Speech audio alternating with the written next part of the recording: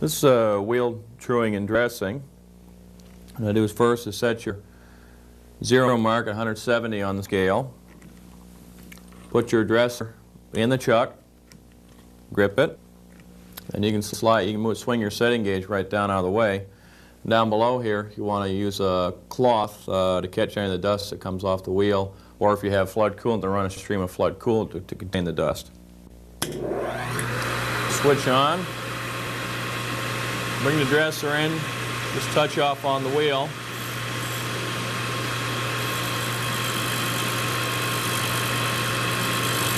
Want to feed across the wheel. Go in 1,000 increments. You don't want to take too heavy a feed, otherwise you crush the grain.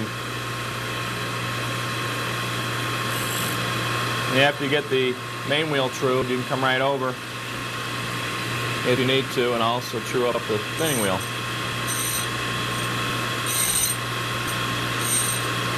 Want to dress the thinning wheel flat, and then just take a stick and make a little radius on the edge there.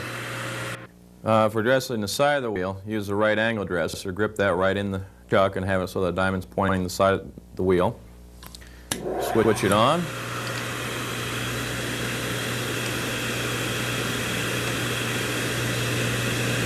Again, just touch off on the wheel and feed in about thousandths of a pass.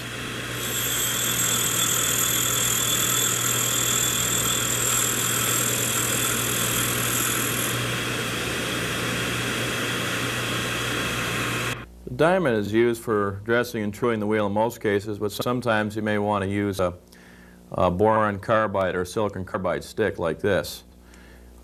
Sometimes if the wheel gets loaded up, gets a little glaze on it, but it's not, it's still flat. You can drag the stick across the wheel lightly to take the glaze off, to sharpen the wheel up. You can also use it for forming chamfers on the wheels, and also for making small radiuses on the wheels.